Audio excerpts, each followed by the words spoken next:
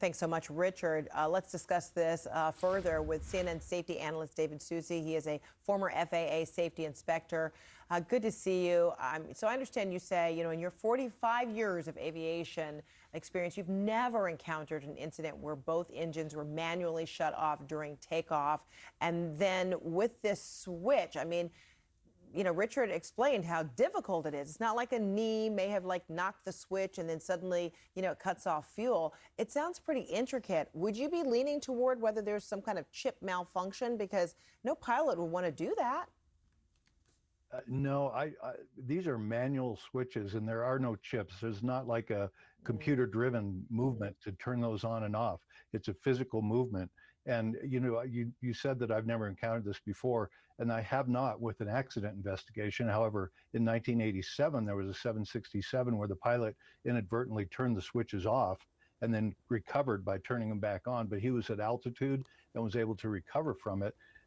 But at that time, the 767 had two sets of switches. They had what they called the FADEC, or the engine controls, right next to these cutoff switches.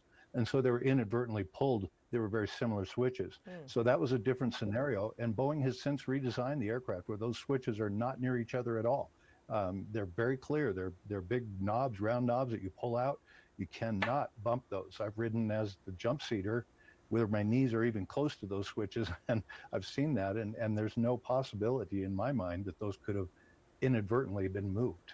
And would they be looking into, is there another way in which that fuel switch could be turned off, something internally having nothing to do with those physical manual switches? Well, I suppose they would be looking at that. I would be looking at that for sure. But they're very confident that the way that you monitor the movements of those switches is not electronically necessarily. It's a physical indicator that shows that the switch was pulled, moved, and replaced, and that feeds back to the recorder. So I don't see that there's anything else, any electronic failure of any kind at all. It's very clear to me that they were manually moved. So is it case closed, or is there anything else that needs to be explored? Well, what I would continue to explore is, as you said, I can't imagine a pilot intentionally doing this. So what the things I would be looking at is, were there things in the pilot's day that would have caused them to become delirious or have problems or medical conditions or that kind of thing, because it was very hot. It was over 105 degrees that day.